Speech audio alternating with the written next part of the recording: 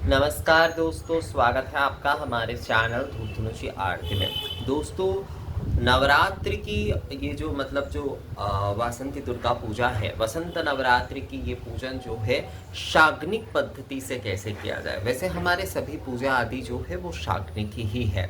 यहाँ पर शाग्निक शब्द का असल में विशेष जोड़ इसलिए दिया गया है ताकि अग्नि माध्यम से कैसे जो है माँ की पूजन किया जाए, अर्थात जो है मुख्यतः हर वस्तु जो है वो अग्नि माध्यम से कैसे निवेदन किया जाए। तो देखिए, पूजा जो है वो पुष्प कर्म है, तो इसलिए जो है शाग्निक तो अवश्य रूप से है, अग्नि ही है। अग्नि के बिना जो है पूजन नहीं हो सकता, पर ये कर्म के रूप में जो है वो पुष्प कर्म है। तो यहाँ पर आपको गंध पुष्प से तो माँ की पूजन आपको करना ही पड़ेगा।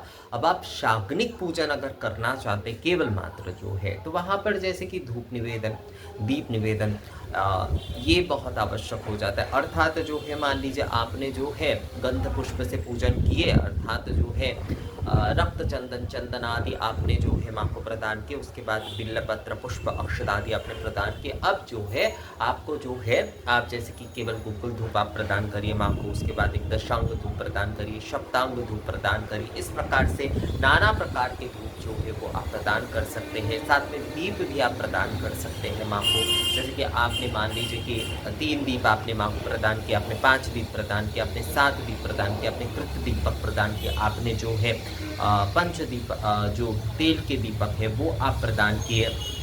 तो ये हो जाता है, मतलब धूप दीप के कई सारे उपचार जो है, कई सारे विशेष रूप से जो है वो आप कर सकते हैं।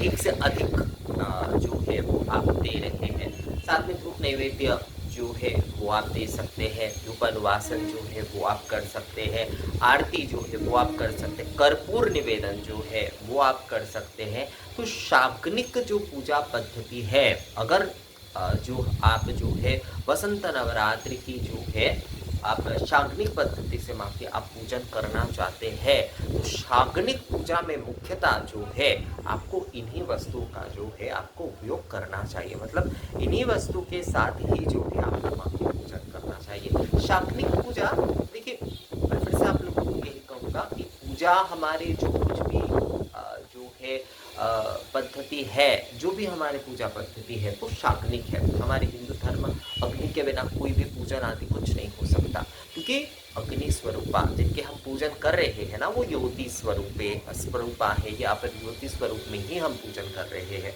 आप चाहे वो नारायण पूजा करें, आप चाहे देवी पूजा करें, कोई भी पूजन करें, शिव पूजन करें, कोई भी पूजा करें, वो ज्योति स्वरूप है।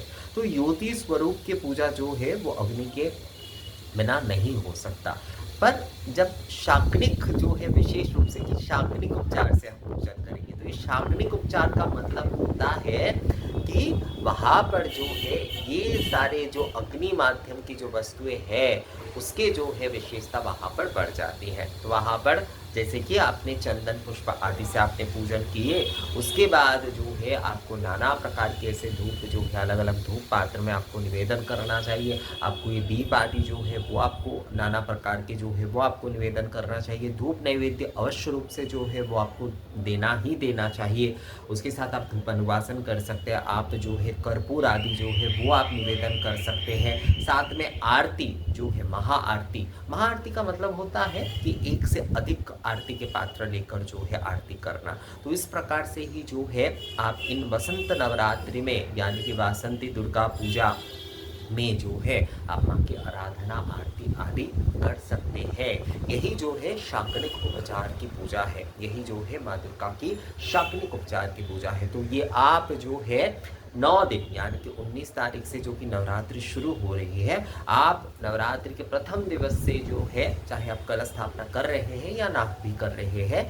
बहुत सारे लोगों ने मुझे कहा है कि दादा हम कलश स्थापना आदि करने के बारे में सोच रहे हैं कि क्या कर पाएंगे या नहीं कर पाएंगे।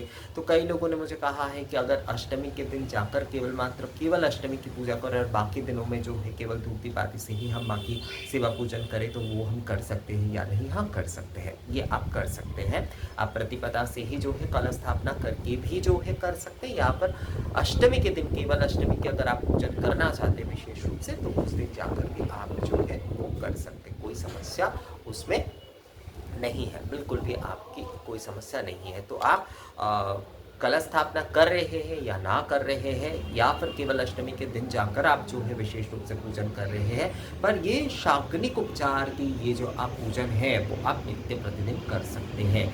खासकर जो है ये आरती आदि जो है वो आप अगर नित्य करते हैं, यानी कि मान लीजिए कि आप ये घी के दीपक से, तेल के दीपक से, दो धूप से, कर्पूर आदि से अगर आप माँ के पूजन कर रहे हैं तो भी वो जो है शाग्निक पूजा ही जो है वो हो जाता है। मतलब केवल आरती भी आप मान लीजिए प्रतिपदा से लेकर सप्तमी तक कर रहे हैं और अष्टमी के दिन जाकर आपने जो है विशेष रूप से पूजन आदि किया, उसमें जो है शाग्निक उपचार से ही करिए वो पूजन, और उसके साथ उसके आरती आदि तो होंगे ही, तो वो भी जो है आपकी शाग्निक उपचार के ही जो है वो पूजन हो रहे हैं।